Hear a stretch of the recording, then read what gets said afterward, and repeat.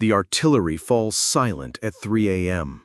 In the distance, a mother searches through rubble for her child's shoe. 6,000 miles away, a man in a tailored suit reviews casualty reports over morning coffee. The numbers are acceptable, his advisors assure him.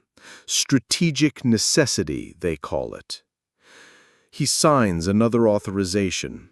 More families will be destroyed by dinner time. Nietzsche once wrote, "The individual has always had to struggle not to be overwhelmed by the tribe."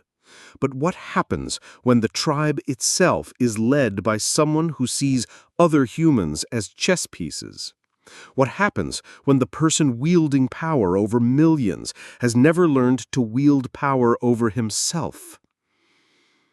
Here's the uncomfortable truth. Power doesn't corrupt, it reveals. And the people who crave power most desperately are usually the ones most terrified of examining their own emptiness. Friedrich Nietzsche spent his life studying what he called the will to power, not the noble strength that builds civilizations, but its twisted shadow, the desperate need to control others because you cannot control yourself. He watched the pattern repeat across history. The weak-minded climbing to power, then using that power to avoid confronting their own weakness. Beware, he warned us, when you gaze into the abyss gazes also into you. Every leader who orders others to die rather than face their own mortality is staring into that abyss. Every decision to sacrifice millions for personal pride is a refusal to look inward. But here's the twisted part. We keep letting them do it. The narcissist in power isn't an accident. He's a symptom, a mirror of our collective shadow, the dark truth we don't want to face about human nature itself. In the next 15 minutes, you'll understand why the same personality type keeps rising to power across cultures, across centuries, across every system humans have ever created. You'll see why millions always pay the price for one person's inability to look in the mirror. And you'll discover why the solution isn't just removing the current monster, it's understanding why we keep creating new ones. Because right now, somewhere in the world, a narcissist is making a decision that will cost lives, and somewhere else, people are cheering him on. The blood on their hands isn't just from the enemy, it's from everyone who believed their lies. But what if everything you think you know about leadership, about power, about the people we follow into destruction is built on the same lie that's been killing us for thousands of years? Now, watch what happens when someone who's never faced their own demons gets handed the power to shape reality for millions. The narcissist leader has a tell. They always need an enemy. Not because the enemy is truly dangerous, but because fighting gives them permission to avoid the real battle, the one inside their own head. Gaza becomes a distraction from their empty marriage. Ukraine becomes proof they're not the coward their father said they were. Taiwan becomes the stage where they finally prove they matter. Nietzsche saw this pattern in the leaders of his time. The man of power, he wrote, is he who is able to realize his will in spite of resistance. But notice what he didn't say. He didn't say the will had to be noble. He didn't say it had to serve anyone but the ego demanding to be fed. This is why you feel that sick recognition when watching world leaders justify their latest escalation. The same manipulation tactics your narcissistic ex used to avoid accountability, now amplified across continents. The same refusal to admit fault, now backed by military force. The same projection of their internal chaos onto external enemies, now played out with nuclear weapons. Jung called it the shadow. ego, the parts of ourselves we refuse to acknowledge. But when someone with unintegrated shadow gains power over armies, their personal darkness becomes everyone's nightmare. Putin's fear of irrelevance becomes 500,000 dead Ukrainians. Netanyahu's need to appear strong becomes Gaza's children starving. Xi's insecurity about China's place in history becomes Taiwan living under constant threat.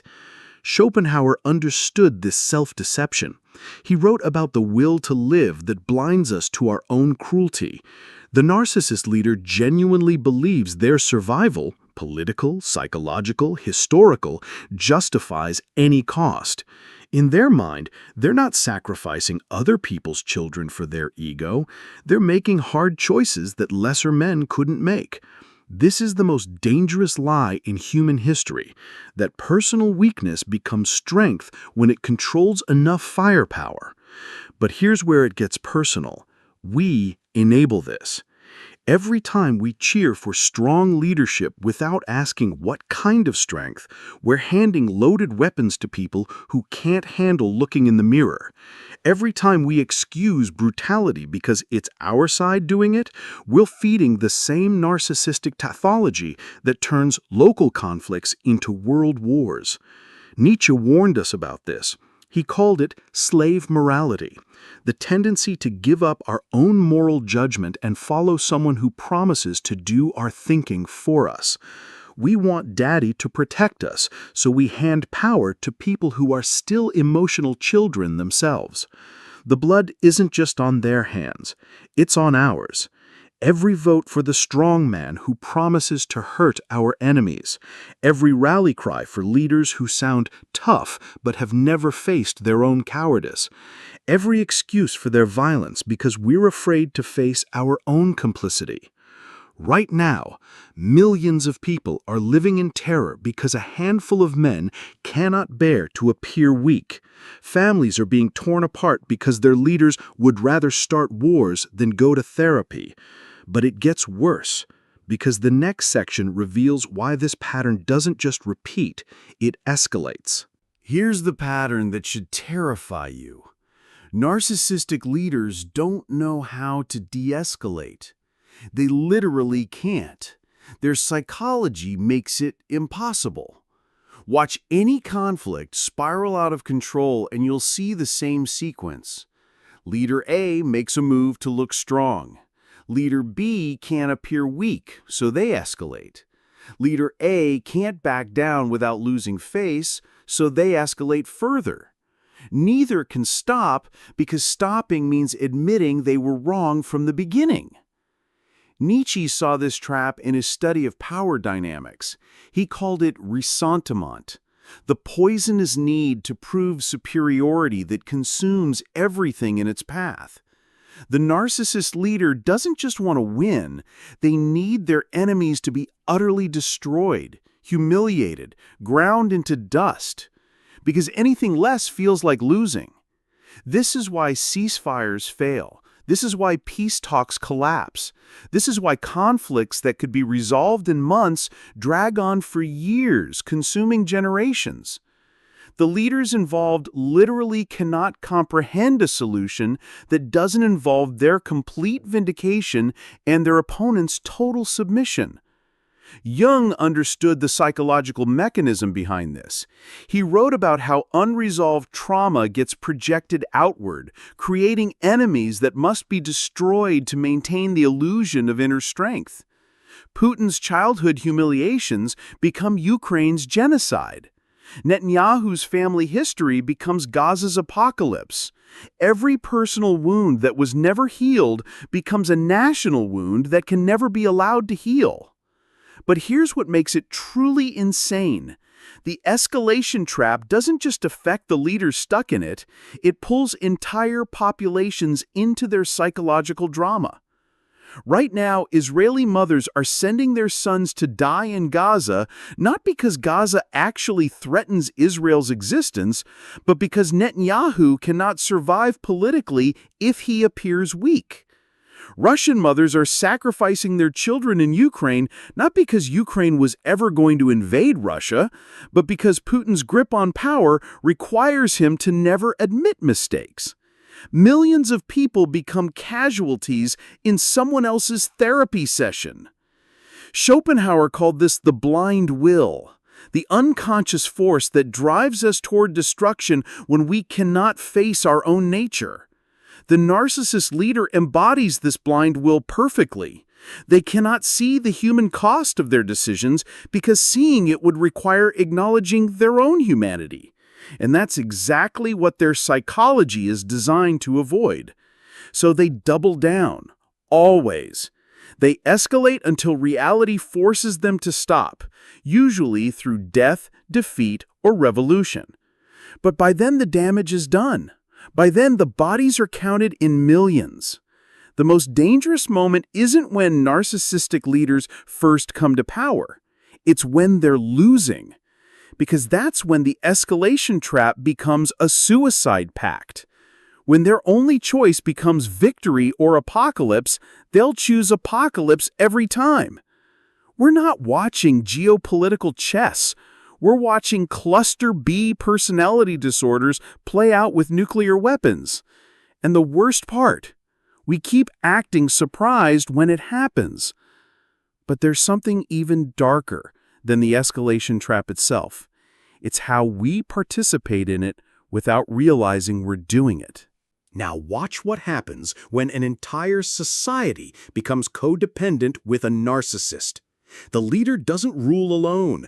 They rule through us, through our need to believe someone else has the answers, through our willingness to trade moral responsibility for the comfort of not having to think, through our desperate desire to feel powerful by association, even when that power is built on other people's graves.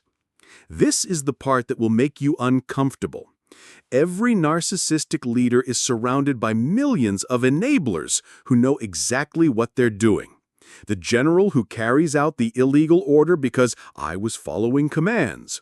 The spokesperson who lies to the press because it's not my job to question policy. The voter who cheers for war crimes because they're committed against the right people. The citizen who looks away from atrocities because acknowledging them would require action. Nietzsche called this the herd mentality, the desperate need to belong to something larger than ourselves, even when that something is fundamentally destructive. We surrender our individual conscience to the collective ego of the leader. Their strength becomes our strength. Their victories become our victories. Their crimes become necessary sacrifices we never have to feel guilty about because we didn't directly commit them. But here's the psychological trap. The more we enable their behavior, the more we need them to be right. Because if they're wrong, then we're complicit in something monstrous. So we double down. We defend the indefensible. We rationalize the irrational. We find ways to make their failures everyone else's fault. Jung saw this pattern clearly in his analysis of Nazi Germany. He called it psychic inflation, when an entire population gets swept up in the grandiose delusions of their leader. The individual ego merges with the national ego, and suddenly personal moral judgment disappears. What serves the leader's psychological needs becomes what serves the greater good. This is why atrocities happen with popular support. This is why war crimes get celebrated as victories. This is why entire populations can watch their neighbors being slaughtered and convince themselves it's justice. But the silent majority, that's where it gets truly shameful. These are the people who know better but do nothing. They see the lies, recognize the manipulation, understand where it's all heading. But speaking up feels dangerous. Resistance feels impossible. So they stay quiet and tell themselves they're being practical. Schopenhauer wrote about this phenomenon too. He called it the banality of evil, how ordinary people become complicit in extraordinary horrors, not through malice, but through cowardice. The failure to act becomes action. The choice to remain silent becomes a choice to enable. Every genocide, every war crime, every act of mass destruction requires millions of people to look the other way. The narcissist provides the vision, but we provide the infrastructure. And here's the most disturbing part. We're not passive victims in this process. We're active participants. Because deep down, many of us want someone else to carry the moral weight we're too afraid to bear ourselves. History doesn't repeat, but it rhymes. And the rhyme scheme is always the same. Narcissistic leader, enabling population, mountains of corpses. Look back through time and you'll see the same psychological pattern playing out across every culture, every century, every system humans have ever created. The names change. The technology evolves. The scale of destruction grows. But the core dynamic remains identical. Caesar crossing the Rubicon, not because Rome needed him to, but because he couldn't tolerate the possibility of being ordinary. Napoleon dragging Europe through decades of war, not because France was threatened, but because his ego demanded an ever-expanding stage. Hitler turning an entire continent into his personal trauma therapy session. Stalin starving millions to prove his theories were correct. Mao sacrificing a generation to avoid admitting he didn't understand economics. Every single time, the same pattern. A damaged individual who cannot face their own emptiness. A population that surrenders their moral agency for the promise of vicarious greatness. And a world that pays the price in blood.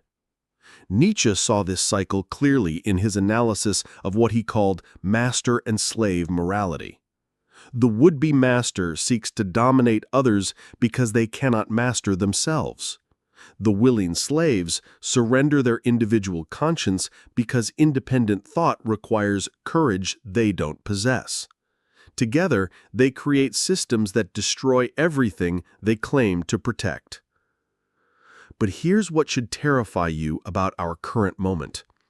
We have better psychological understanding than ever before, better communication technology, better access to historical knowledge, and we're still falling for the exact same tricks.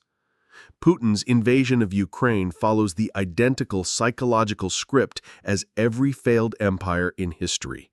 The aging leader desperate to secure his legacy, the manufactured grievances to justify aggression, the population swept up in fantasies of restored greatness, the inevitable collision with reality that turns conquest into catastrophe. The Iran-Israel escalation mirrors every religious conflict throughout history, leaders wrapping their personal ambitions in sacred language, populations convincing themselves their suffering serves divine purpose, ancient grudges being used to justify fresh atrocities. The same cycle of revenge that has consumed the Middle East for thousands of years. China's threats to Taiwan echo every imperial overreach from Rome to Britain. The leader who believes his personal vision justifies any cost. The nation convinced it deserves what belongs to others. The inevitable choice between backing down or destroying everything in the attempt to save face. Jung wrote about this phenomenon as the collective unconscious, how entire societies can be possessed by the same destructive archetypes that have plagued humanity since we first formed tribes. The tyrant king, the loyal soldier, the silent citizen, the righteous victim.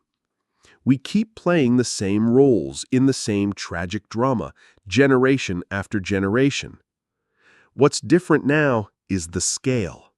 When Caesar wanted to feed his ego, thousands died. When Napoleon needed to prove his greatness, hundreds of thousands died. When Hitler and Stalin required validation, tens of millions died. Now we have leaders with nuclear weapons and populations of billions. The next narcissistic collapse won't just consume a continent. It could consume the species. But here's what will make you angry. We know this. Military historians know it. Political scientists know it. Psychologists know it. Hell, anyone who's ever dealt with a narcissistic family member knows it. We can predict exactly how these patterns will unfold because they always unfold the same way. Yet we keep enabling them. We keep voting for strong men who promise simple solutions to complex problems. We keep cheering for leaders who blame all our troubles on external enemies. We keep surrendering our individual judgment to collective emotions.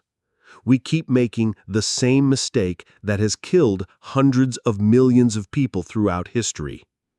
Schopenhauer called this the pendulum of history.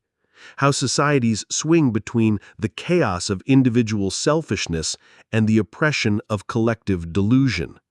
We never learn to balance individual conscience with social cooperation. We never develop immunity to the psychological viruses that turn ordinary people into enablers of mass destruction. The mirror of history shows us one undeniable truth. This will happen again.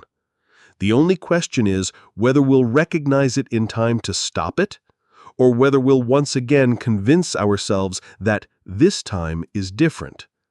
Because right now, in multiple countries, the same script is being written. The same roles are being cast. The same tragedy is preparing to unfold. But here's where this gets uncomfortably personal. The same psychological dynamics that create narcissistic leaders are operating inside your own life, your own relationships, your own choices. That boss who takes credit for your work while blaming you for their failures? Same pattern. That ex who turned every conversation into a battle they had to win? Same psychological structure. That family member who can never admit they were wrong, even when their stubbornness destroys everything around them. You're looking at the same narcissistic pathology, just without nuclear weapons. The difference between the tyrant ruling nations and the tyrant ruining your dinner table isn't psychological, it's simply a matter of scale and opportunity. Nietzsche understood this connection between personal psychology and political catastrophe.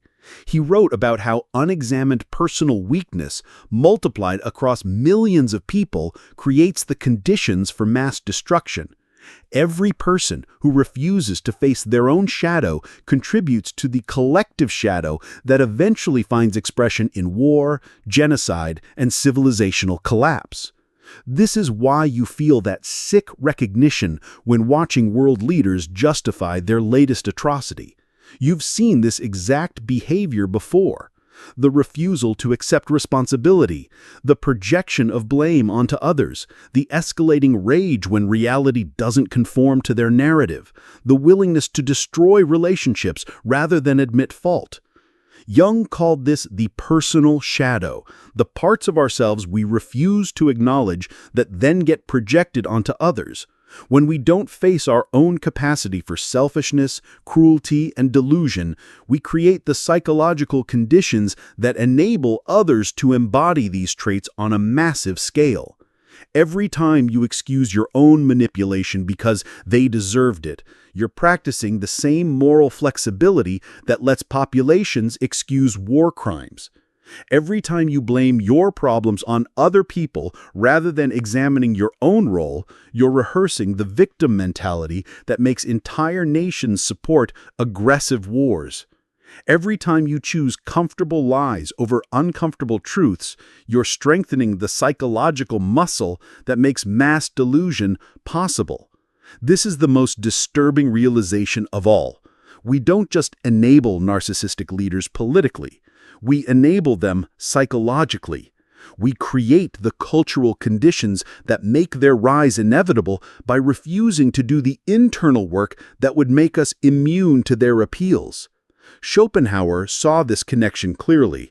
He wrote about how individual will, when unexamined and unrestrained, becomes collective destruction. The person who cannot face their own darkness will always find ways to project that darkness onto others. Multiply this by millions, and you get the psychological infrastructure that makes mass violence feel justified.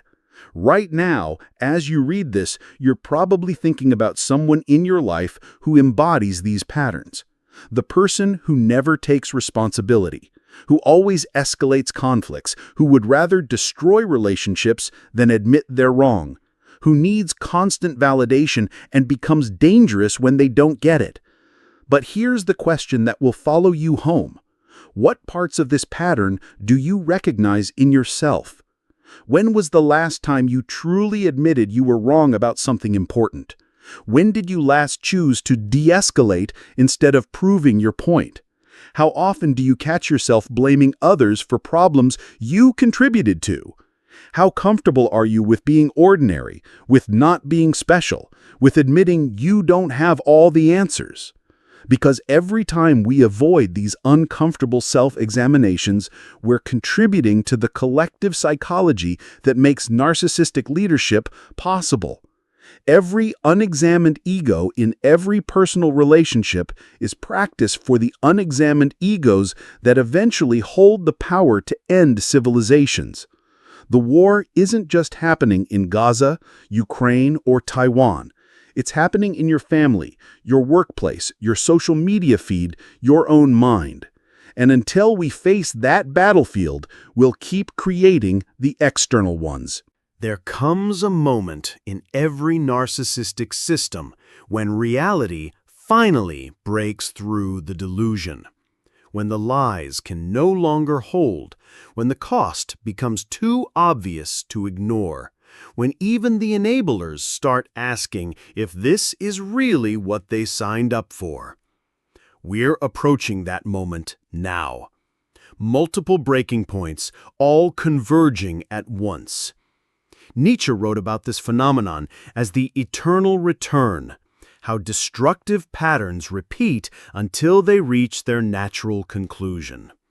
The narcissistic leader always believes they can transcend the limitations that destroyed their predecessors. They always think they're different, smarter, more capable of bending reality to their will. They never are. This is why these systems don't reform. They collapse. The psychological structure that creates the problem prevents any solution that would require acknowledging the problem exists. The only way out is through complete breakdown, because partial breakdown feels like admitting partial responsibility, which the narcissistic psychology cannot tolerate. But here's what makes our current moment uniquely dangerous. We're approaching multiple narcissistic systems approaching their breaking points simultaneously. Russia's imperial collapse, China's authoritarian overreach, Iran's theocratic rigidity, Israel's security state paranoia, America's political dysfunction. Each system feeding off the other's instability, each leader using external chaos to justify internal authoritarianism. Jung called this synchronicity, when individual psychological crises align with collective historical moments to create cascading transformation. We're not just watching isolated conflicts. We're watching the simultaneous breakdown of multiple systems that were all built on the same fundamental lie, that power over others can substitute for power over oneself. The breaking point isn't just political. It's psychological. Entire populations are starting to recognize that they've been sacrificing their children for someone else's ego problems. Russian mothers finally asking why their sons are dying in Ukraine. Israeli families questioning whether eternal war actually provides security. Iranian citizens realizing their government cares more about regional dominance than their welfare.